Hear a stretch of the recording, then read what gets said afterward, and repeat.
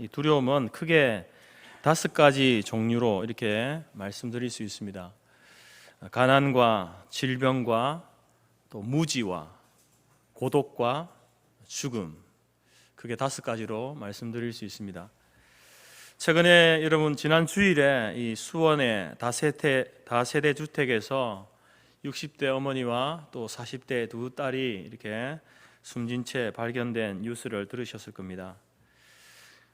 남편은 원래 사업하던 분이었는데 이제 사업이 부도가 난 채 그래서 빚을 남기고 이렇게 돌아가셨습니다.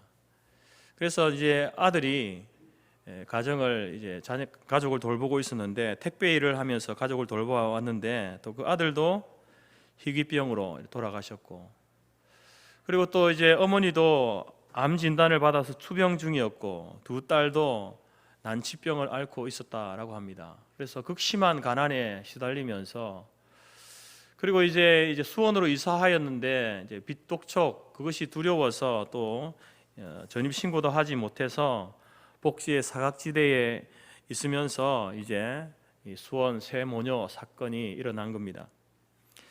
이처럼 여러분 이 가족은 어떻게 보면은 말씀드린 것처럼 가난과 질병과 또 고독과 이 죽음이라고 하는 그 두려움 가운데 살았던 삶이었던 것 같습니다. 이러한 두려움은 이 세 모녀뿐만 아니라 오늘 살아가고 있는 모든 인생들에게 이제 두려움이라는 것이 있는데, 근데 이 두려움이라고 하는 것은 원래 하나님께서 우리에게 주시는 마음이 아닙니다.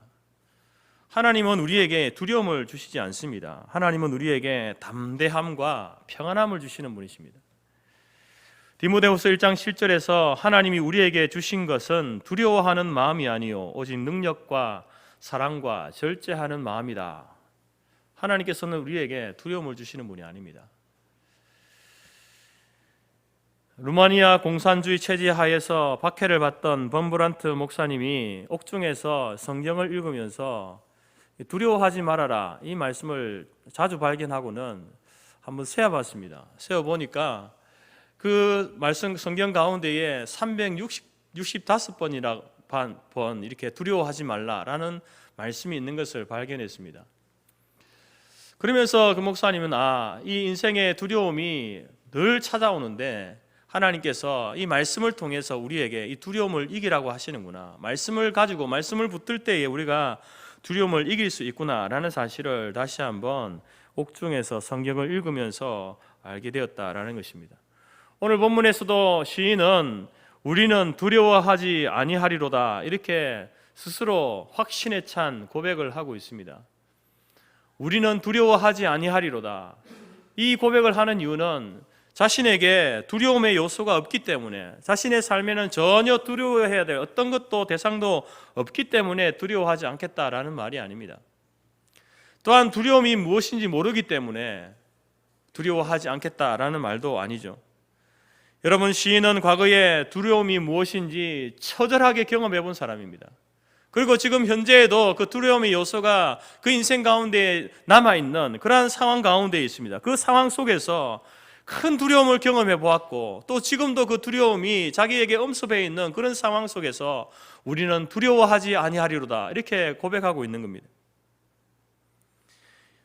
시편 46편은 두려움이 엄습하는 그러한 배경을 가지고 쓰여진 시입니다.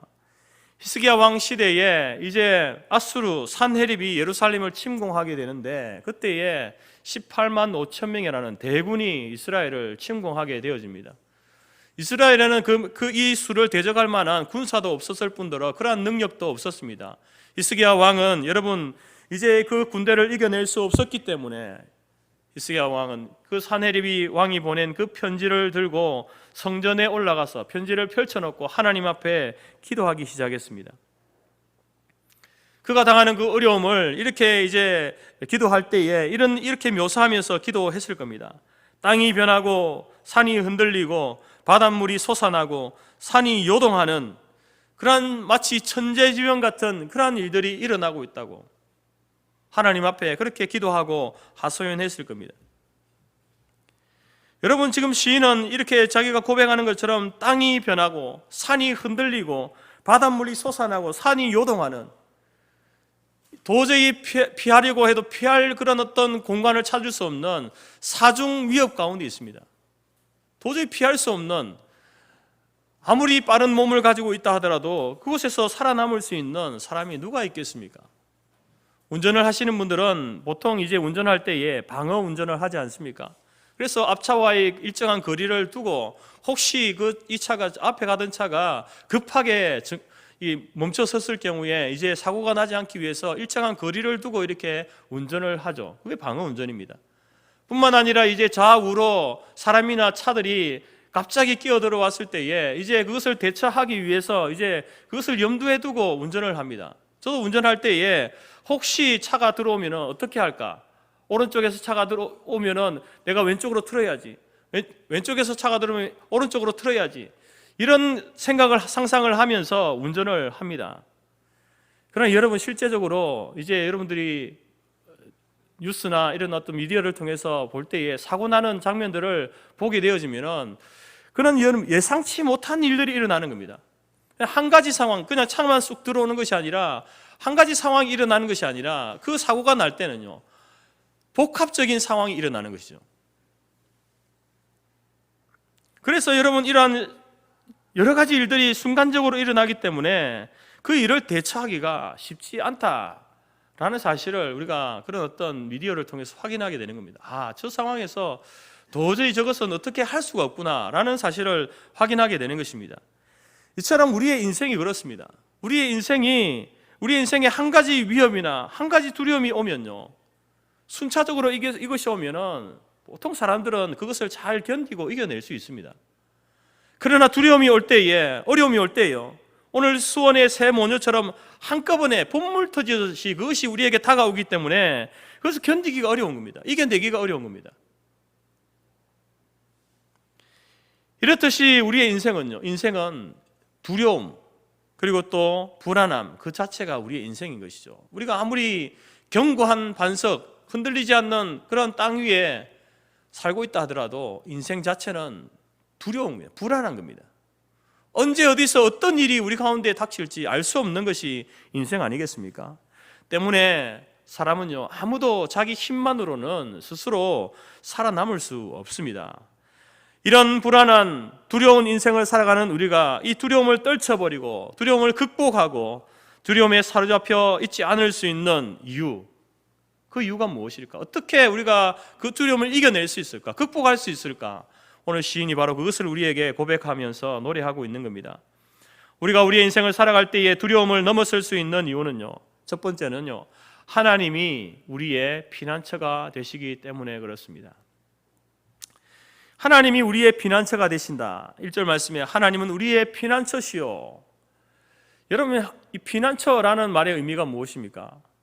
어떤 어려운 일을 만났을 때, 위험에 처했을 때, 위기에 처했을 때에 내 몸을 피할 수 있는 곳, 그것이 피난처 아니겠습니까?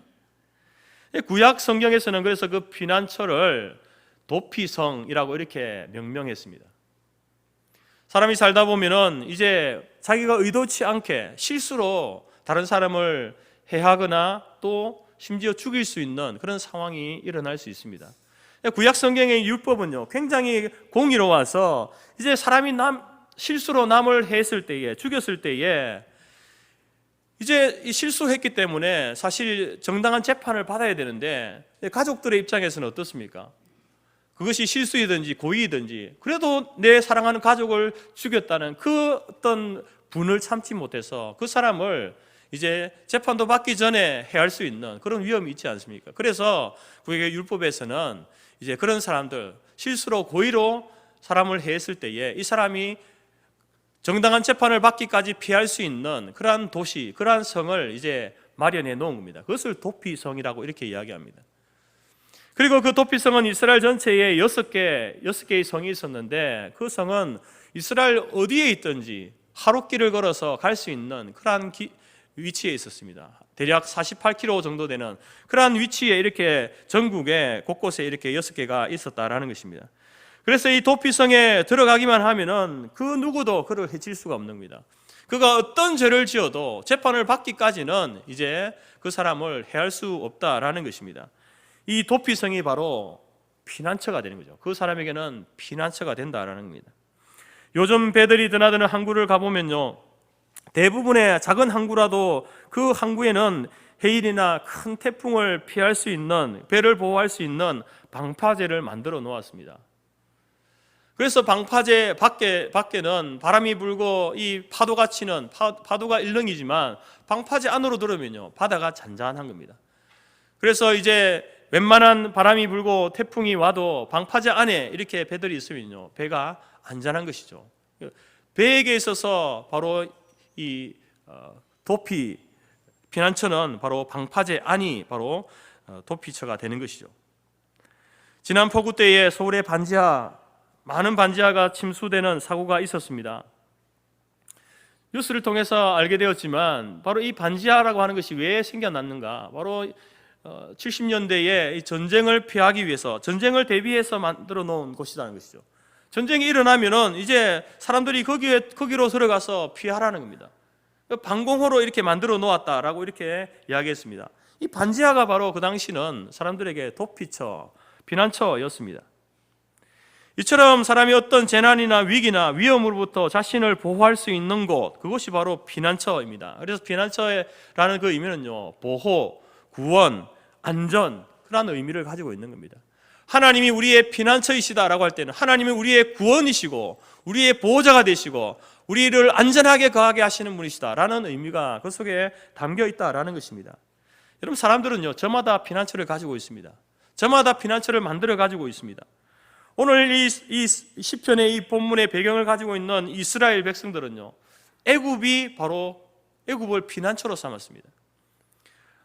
남유다가 멸망하기 전에 이제 바벨론 힘을 대항하기 위해서 이스라엘 백성들이 어떻게 했느냐, 어떻게 하면 그 바벨론으로부터의 그 위협을 이겨낼 수 있을까? 그래서 그들은 피난처를 애굽으로 삼은 거예요. 애굽과 연합하게 된 거예요. 우리가 애굽과 힘을 합치면 저 대적을 우리가 물리칠 수 있고 우리가 안전할 수 있다. 애굽을 피난처로 삼은 것입니다. 그러나 여러분, 전쟁의 결과가 어떻게 되었습니까? 애굽도 유다도 여러분 그 전쟁에서 패하게 되었습니다. 스스로 도피처로 삼은 그 나라도, 그 도피처도 무너지는 일이 있었다라는 것입니다. 오늘날 우리나라 대한민국은요, 미국을 우방국으로 이렇게 그렇게 알고 그렇게 지내고 있지 않습니까? 관계를 맺고 있습니다. 그렇다고 해서 여러분, 우리 우방국이지만 그러나 미국이 우리의 영원한 피난처가 될 수 있을까요? 그렇지 못합니다. 어떤 사람은 재물을 피난처로 삼는 사람도 있습니다. 실제적으로 이런 물질이라고 하는 것이 이제 우리에게 때로는 위로가 되고 힘이 될 때도 있죠. 그러나 여러분, 이제 우리가 저축을 하고 보험을 드는 이유도 거기에 있지만 그렇다고 해서 이 재물이 우리의 두려움의 근본적인 원인을 제거해 주지는 못하는 것이죠. 죄나 죽음의 문제, 이 근본적인 두려움을 물질이 해결해 주지 못합니다. 사람 안에 찾아오는 그 두려움은 아무리 돈이 많아도 두려움은 찾아옵니다. 이러한 사실들을 통해서 알 수 있는 것은, 사람이 만든 피난처, 그것이 잠깐 우리에게 도움을 줄 수는 있지만, 우리에게 위로를 줄 수 있지만 그것이 영원한 피난처가 될 수는 없구나라는 사실을 알게 되는 것이죠. 그래서 여러분, 엄밀히 말하면 사람이 만든 그러한 피난처들은요, 거짓된 피난처입니다. 진정한 피난처가 아니다라는 것이죠. 이사야 선지자도 이사야 28장 15절에서 이렇게 이야기합니다. 우리는 거짓을 우리의 피난처로 삼았고 허위 아래에 우리를 숨겼다. 거짓을 피난처로 삼았다는 것이죠. 사람들이 만들어 놓은 그 피난처, 그것은요, 잠깐 우리에게 도움을 주고 위로가 되고 힘이 될 수는 있지만 그러나 진정한 인생의 그 두려움의 문제를 해결해 주지 못한다라는 것입니다. 성도 여러분, 우리가 어디에 가서 누구에게서 진정 나 자신을 안전하게 숨길 수 있겠습니까? 여러분, 그것은 오늘 우리가 만들어 놓은 그 어떤 것도, 어떤 상황도 여러분 우리의 진정한 피난처가 될 수 없습니다. 오늘 시인이 고백한 것처럼 여호와 하나님만이, 우리 하나님만이 우리의 참된 피난처 되심을 믿으시기 바랍니다. 하나님만이 우리를 보호하실 수 있고 우리의 숨을 곳이 된다라는 사실을 기억하시기 바랍니다. 자문의 말씀 가운데서도 여호와의 이름은 견고한 망대라, 의인은 그리로 달려가서 안전함을 얻는다. 견고한 망대가 되신 하나님, 그 하나님께 피하면요, 거기에서 우리가 참된 안전, 평안을 누릴 수 있다라는 것입니다. 여러분 때문에 우리의 피난처 되시는 하나님, 그 하나님께 피하면요, 여러분 인생 가운데 우리에게 몰려오는 그 두려움을 견뎌내고 이겨낼 수 있는 겁니다. 넘어설 수 있다라는 것입니다. 오늘 저와 여러분 가운데 두려움이 있습니까? 두려움의 요소가 아직 남아 있습니까? 여러분 그것을 여러분의 힘으로 극복할 수 없는 그런 어떤 다방면으로 여러분에게 닥쳐오는 두려움이 있다고 한다면 다시 그 두려움 붙들고 여러분 하나님 안으로 피하시기 바랍니다. 하나님께서 여러분의 피난처가 되실 것입니다. 두 번째로 왜 그러면 하나님께 피해야 되는가? 왜 하나님이 우리의 피난처가 되는가? 이어서 1절에서 이어서 말하는 것은 하나님은 우리의 힘이시다 이렇게 말합니다. 하나님이 우리의 힘이시기 때문에 우리의 피난처가 된다라는 겁니다. 시편 18편 1절에 보게 되면 다윗의 위대한 고백을 우리가 들을 수 있습니다. 나의 힘이 되신 여호와여, 내가 주를 사랑하나이다.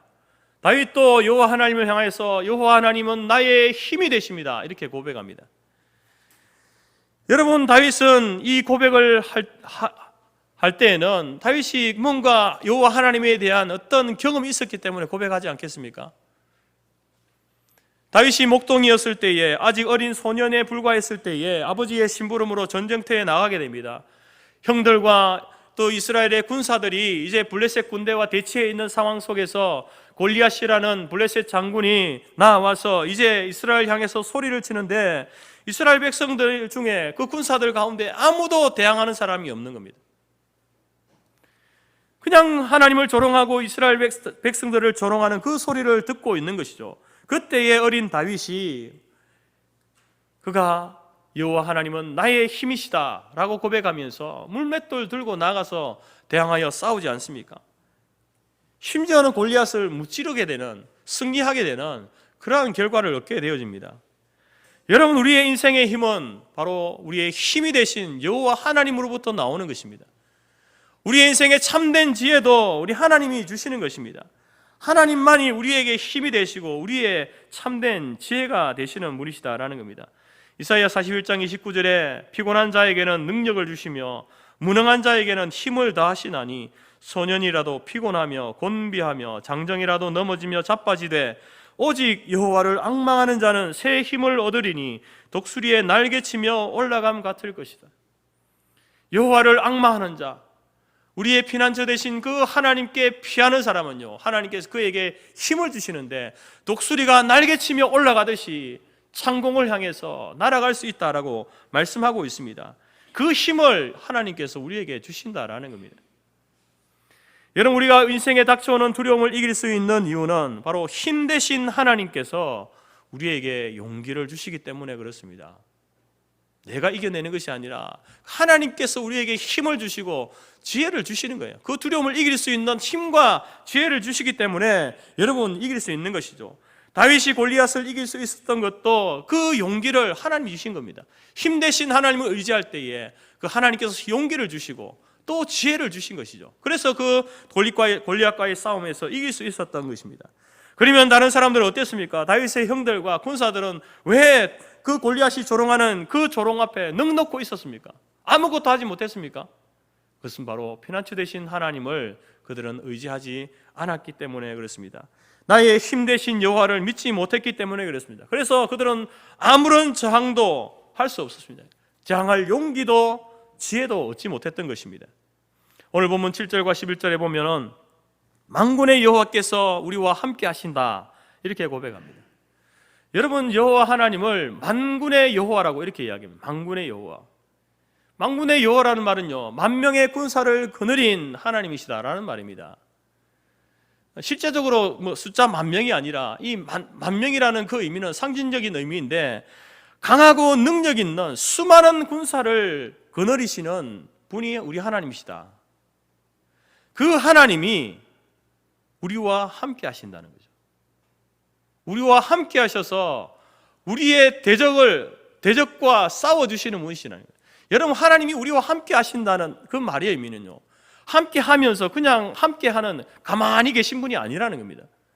만군의 여호와 하나님, 만명의 군사, 강하고 능력 있는 군사를 거느리신 그 하나님께서 우리와 함께 하시면서 우리를 두렵게 만드는 그 대적, 그 어려운 그 문제들과 하나님이 친히 싸워 주신다라는 것입니다. 그래서 여러분, 그 하나님을 의지하고 하나님이 나와 함께 하심을 믿고 나아갈 때에 우리의 인생은요, 승리할 수밖에 없는 겁니다. 두려움을 이겨낼 수밖에 없다라는 것이죠.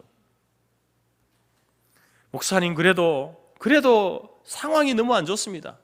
지금 제 상황은 너무 어렵습니다. 너무 힘듭니다. 여러분, 우리가 반드시 상황이 좋아야만 좋은 결과를 가져오는 게 아닙니다.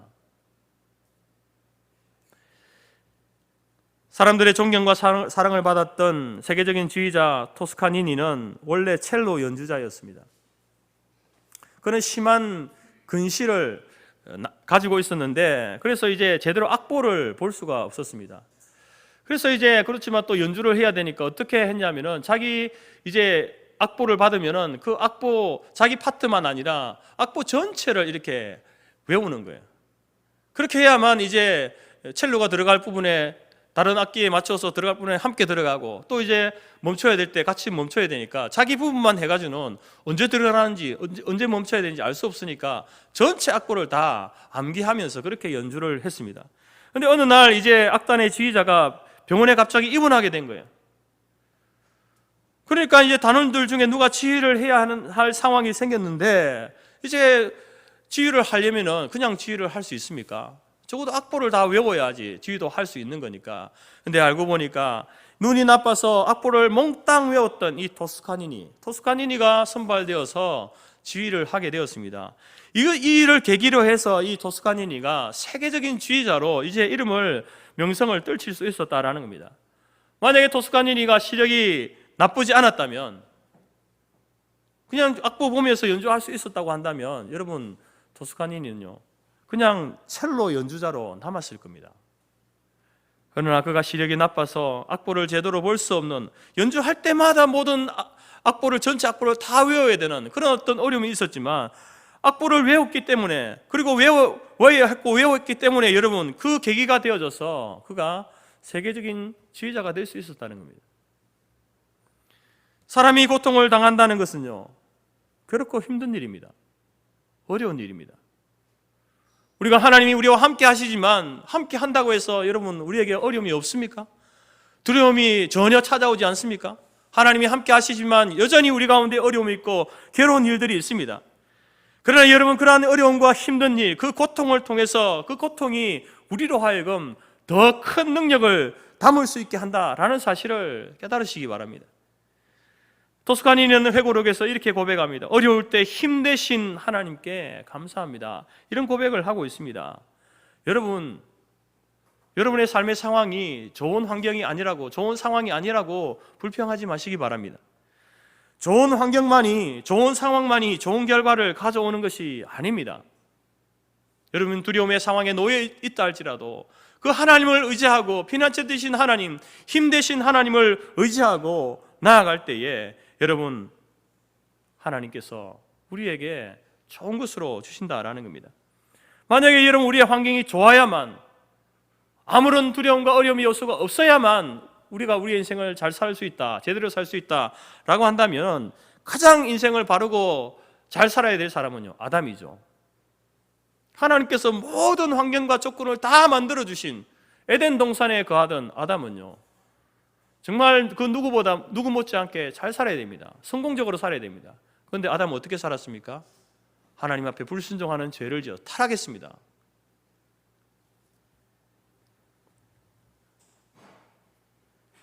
여러분, 우리는 우리 인생의 눈물에 대해서도 감사할 줄 알아야 됩니다. 왜냐하면 눈물이 고인 눈으로 하나님을 바라볼 때에 더 명확하게 하나님을 바라볼 수 있기 때문에 그렇습니다. 하나님은 우리가 어려울 때일수록 우리에게 가까이 오셔서 우리를 보호해 주시고 우리의 힘이 되어 주시는 분이십니다. 여러분, 우리의 힘이 되신 하나님, 지금 여전히 나가 두려움의 상황 속에 있고 어려운 상황이 고난 가운데 있을 그때에 나의 힘이 되신 여호와 하나님, 그 하나님을 신뢰하고 의지하는 저와 여러분이 될 수 있기를 간절히 바랍니다. 세 번째로 이제 그 힘 대신 하나님, 그냥 가만히 계시면서 힘만 있는 하나님, 그런 하나님이 아닙니다. 왜 그 하나님이 우리의 피난처가 될 수 있는가? 바로 그 하나님이 우리의 실제적인 도움이 되시기 때문에 그렇죠. 1절 마지막 하반절 보십시오. 환난 중에 만날 큰 도움이시다. 우리 하나님은 피난처이시고 힘이시며 또한 환난 중에 만날 큰 도움이시다. 이렇게 고백합니다. 여러분, 이제 이 열왕기하 19장에 보게 되면 아수르 군대가 이제 이스라엘을 이렇게 에워싸고 있을 때에 하나님께서 기적적으로 이 아수르 군대를 멸망시키는 그런 일들을 행하시는 것을 보게 됩니다. 19장 35절에 보게 되면 이 밤에 여호와의 사자가 나와서 아수르 진영에서 군사 18만 5천 명을 친지라. 아침에 일찍 일어나 보니 다 송장이 되었더라. 여러분, 하나님이 우리의 도움이 되신다, 힘이 되시고 도움이 되신다고 할 때 그 도움은요, 그냥 우리의 마음의 위로가 되는 그런 도움이 아닙니다. 물론 그런 도움도 있지만 실제적으로 도움이 되시는 거예요. 도움이 필요한 그 일에 실제적인 도움이, 적절한 도움을 주시는 분이 하나님이시다라는 말입니다. 여러분, 오늘 본문에서도 그래서 하나님을 도움이시다라고 말하면서 그냥 도움이라고 하지 않고 큰 도움이다, 큰 도움이다라는 이렇게 말합니다. 여러분, 큰 도움이라는 말의 의미는요, 환난을 만났을 때, 환난을 당했을 때, 두려움의 요소가 있을 때에 때 맞춰 돕는 도움, 가장 시기적절한 도움, 그것을 일컬어서 큰 도움이라고 이야기하는 겁니다. 신명기에서는 이렇게 표현합니다. 여호와께서 너희 땅에 이른 비와 늦은 비를 적절하게 내리심으로 곡식과 포도주와 기름을 번성하게 하셨다. 여러분, 하나님께서 이스라엘 백성들에게 내려주신 그 은혜에 대해서 이른 비의 은혜, 늦은 비의 은혜를 주셨다라고 이렇게 이야기합니다. 우리가 경험해봐서 알지 않습니까? 지금 온 세상이 가뭄 때문에 시달리고 있습니다. 비가 오지 않아서 시달리고 있습니다. 그렇다고 해서 여러분, 갑자기 폭우가 내린다고 해서 그것이 가뭄에 도움이 되겠습니까? 여러분, 적절한 비는 도움이 되지만 폭우는요, 집중호우는 도움이 되지 않습니다. 또한 비가 온다 하더라도 적절한 때에, 시기적절한 때에 오지 않으면 도움이 안 되는 것이죠. 그런데 우리 하나님은 어떤 도움이시라고요? 가장 필요한 때에, 가장 시기적절한 때에 도움을 주시는 분이시다라는 겁니다. 그것을 바로 이른 비와 늦은 비로 표현하고 있는 것이죠. 이스라엘 나라는요, 비가 잘 오지 않는 나라입니다. 우리나라보다 이 강우량이 너무나 훨씬 현저하게 적습니다. 그래서 여러분, 이제 그럼에도 불구하고 이제 씨를 뿌리고 농사를 지어야 하니까 이제 씨를 뿌리게 되어지면 그 뿌리는 그때에 하나님께서 이른 비를 주시는 거예요. 비를 주시는 거예요. 보통 그 이스라엘은요, 비가 내려서 식물들이 자라는 것이 아닙니다. 그냥 밤의 이슬을 통해서, 그것을 통해서 식물들이 자라죠. 그래서 이스라엘은요, 광야가 많은 겁니다. 근데 이제 씨를 뿌리게 되면 그때 하나님께서 이른 비를 주셔서 그 씨앗이 뿌리를 내리도록 하시는 거예요. 씨를 뿌려 놓은데, 여러분, 씨를 뿌려 놓고 물을 주지 않는 농부가 있습니까? 어리석은 일이죠. 반드시 물을 줍니다. 그처럼 씨를 뿌릴 때에 하나님께서 이른 비로 하나님께서 은혜를 내려주시는 거죠. 그리고 또 마지막 이제 늦은 비를 주시는 것은 마지막 곡식이 연글 때에, 곡식을 거둘 때에, 여러분, 곡식 쌀농사를 지어 보신 분들은 아시겠지만 쌀이 열렸다고 해서 그것이 다 안에 쌀이 들어있지 않죠. 곡식이 연글 기간이 필요하지 않습니까? 그처럼 이제 늦은 비를 주셔서 곡식이 연글도록 하시는 은혜를 베풀어주지. 그래서 이른 비와 늦은 비의 은혜는 가장 시기적절한 도움과 은혜를 주시는 그 하나님을 표현하는 표현입니다. 오늘 말씀 5절에서도 이렇게 표현합니다. 새벽에 하나님이 도우시리로다. 여러분, 하나님께서 도우시는데 새벽에 일찍이 도우신다는 거예요. 하나님께서 도움이 필요한 자들에게 급속하게 도우신다는 겁니다. 가장 빠르게 도우신다는 것이죠. 우리 하나님은 졸지도 않으시고 주무시지도 않으시는 분이시다. 우리 하나님은요, 우리 같이 육체를 가지신 분이 아니기 때문에 졸지도 않으시고 주무시지도 않습니다. 우리 하나님은 24시간 우리를 감찰하시는 분 아닙니까? 우리를 도우시는 분이십니다. 또한 우리가 이 험난한 세상 가운데 두려움이 엄습하는 세상 가운데서 두려워하지 않고 살아갈 수 있는 이유는 바로 그 하나님이 우리 하나님이 되시기 때문에 그렇습니다. 우리의 도움이 되시기 때문에 그렇습니다. 그 도움은 실제적이고 시기적절하고 가장 필요한 도움을 주시기 때문에 그렇습니다. 따라서 두려움이 우리 가운데 동시다발적으로 우리에게 밀려올 때에 우리가 우리 자신을 하나님께 의탁하고 맡김으로 두려움을 이기고 견뎌낼 수 있다라는 것입니다. 사랑하는 성도 여러분, 우리 살아가는 인생은요, 지금 결혼한 분도 계시겠지만 인생이 장밋빛만 펼쳐지는 게 아닙니다. 우리의 인생은 마치 앞을 볼 수 없는 맹인이 무거운 짐을 지고 천길 낭떠러지기를 걸어가고 있는 그것과 같은 것이 인생입니다. 거기에는요 반드시 두려움의 요소가 있습니다. 지금은 여러분 평안할 수 있습니다. 아무런 어려움 없이 지낼 수 있는데 또 언제 어느 순간에 여러분 가운데 그 인생의 환난과 문제와 고난과 두려움이 찾아올지 모르지 않습니까? 언제까지 이런 평안함이 유지될 것이다 장담할 수 없다라는 것입니다. 그러한 두려움이 엄습해 올 때에 우리가 그 두려움에 매몰되지 않을 수 있는 이유는 바로 하나님께서 우리와 함께 하시기 때문에 그렇습니다. 그 하나님이 우리의 피난처가 되시고 우리의 힘이 되시며 우리의 도움이 되시기 때문에 그 두려운 상황 속에서 두려움을 이겨낼 수 있다라는 것입니다. 아메리카 인디안들이 아들을 성인으로 이렇게 키우고 담력을 키우기 위해서 시키는 훈련이 있는데요. 그 소년들을 이제 야밤에 숲속에 야생동물이 출몰하는 그 지역에 그 아이를 혼자 남겨놓는 거예요. 그곳에서 밤을 지내도록 하는 겁니다. 여러분, 아무리 남자이지만 야밤에 여러분 혼자 캄캄한 지역에 혼자 있다는 것도 쉬운 일이 아닌데 그곳이 여러분 야생동물이 출몰하는 그러한 지역에 그 아이가 혼자 놓여져 있다고 생각해 보십시오. 얼마나 무섭고 얼마나 두렵겠습니까? 그러나 이제 그 밤이 지나게 되면 이제 그 아이는 그 부족원들로부터 네가 이제 남자다, 성인이다 라는 인정을 받게 되어지는 것이죠. 그러나 여러분 날이 밝아오면서 소년은 알게 됩니다. 자기 혼자만 있었던 것이 아니라 그의 아버지가 가까운 나무 뒤에서 화살 시위를 당긴 채 그 아이를 지켜보고 있었다라는 사실을 아침이 되어서야 알게 되어집니다. 아버지는 아들 몰래 아들에게 어떤 위험이 닥쳐오면 도와주기 위해서 밤새 잠을 자지 않고 아들과 함께 밤새 잠을 자지 않고 지켜주었다라는 것입니다. 여러분, 이처럼 하나님이 우리와 함께 하신다라고 할 때는요 아무것도 하지 않고 함께 있는 게 아닙니다. 우리 하나님께서 우리와 함께 하실 때는요 우리에게 찾아오는 그 위험과 두려움의 그 요소를 이길 수 있도록 하나님께서 화살 시위를 당기신 채 잠도 주무시지 않고 우리와 함께 하시는 거예요. 그 하나님에 대한 확신과 신뢰, 믿음이 있을 때에 우리의 두려움의 요소를 이겨낼 수 있는 겁니다.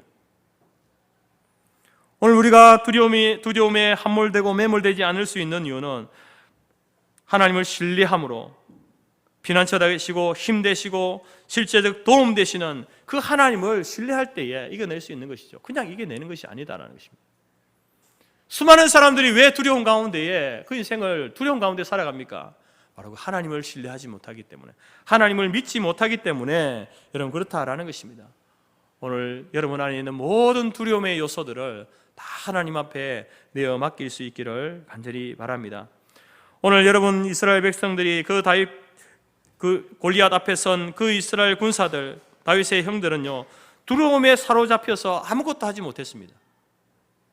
뿐만 아니라 두려움을 이기기 위해서 이스라엘 백성들은 애굽과 연합함으로 애굽을 피난처로 삼았습니다. 여러분, 그들에게는 그 어떤 것도 도움이 되지 않았습니다. 그러나 오늘 저와 여러분은 이제 참된 피난처이시오, 힘이시오, 도움 되시는 하나님을 신뢰하고 하나님께 의지하시기 바랍니다. 하나님께 피하시기 바랍니다. 그리고 그 하나님께 피할 때에 우리와 함께 하시는 그 하나님이 바로 저와 여러분을 지켜보시면서 지금도 여전히 화살 시위를 당기시고 우리를 보호하고 지키시고 계신다라는 사실을 확신함으로 하나님 아버지를 신뢰하는 저와 여러분이 될 수 있기를 간절히 바랍니다. 그렇게 될 때에 우리를 휘감은 그 두려움을 넘어서서 우리는 하나님의 하나님 되심을 경험하고 고백하게 될 것입니다. 오늘 이 시편의 마지막도 너희는 가만히 있어 내가 하나님 됨을 알지어다. 여러분, 하나님을 의지하고 하나님을 신뢰하게 될 때에 하나님께서 우리의 피난처가 되시고 힘이 되시고 실제적인 도움이 되심으로 우리도 동일하게 하나님의 하나님 되심을 고백하고 찬송케 되어지는 그러한 일들이 저와 여러분의 인생 가운데 펼쳐지게 될 줄로 믿습니다. 여러분, 두려움 가운데 있습니까? 두려움이 있습니까? 어려움이 있습니까? 다시 한번 말씀드립니다. 피난처 되시고 힘 되시고 도움 되시는 하나님을 의지하고 신뢰하는 저와 여러분이 될 수 있기를 간절히 바랍니다. 그 하나님으로 인하여서 우리의 인생 가운데 하나님이시는 승리를 날마다 경험하는 복된 인생으로 살아가는 저와 여러분의 삶이 되어지기를 간절히 소원합니다.